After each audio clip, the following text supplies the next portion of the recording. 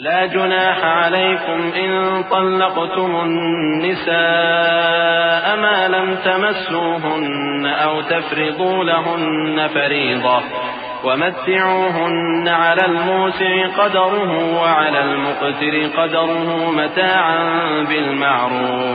متاعا بالمعروف حقا على المحسنين.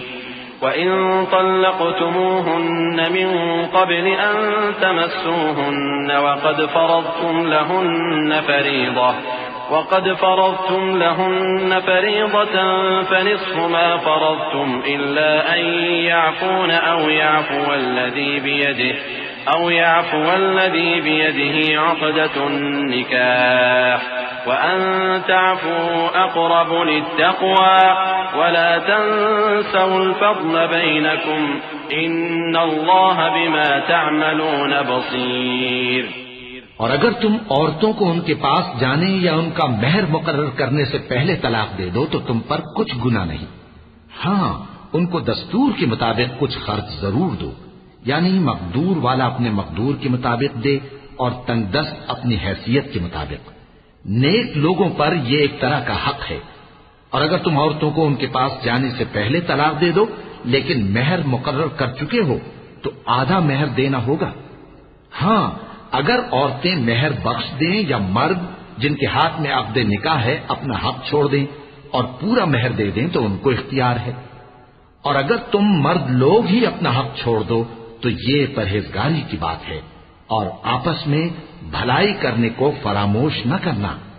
کچھ شک نہیں کہ اللہ تمہارے سب کاموں کو دیکھ رہا ہے. حافظوا على الصلوات والصلاة الوسطى وقوموا لله قانتين فإن خفتم فرجالا أو ركبانا فإذا أمنتم فاذكروا الله كما علمكم ما لم تكونوا تعلمون.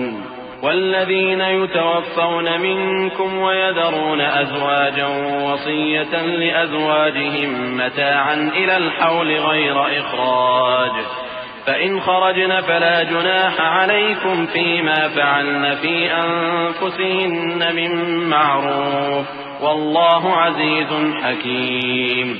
وللمطلقات متاع بالمعروف حقا على المتقين كذلك يبين الله لكم آياته لعلكم تعقلون.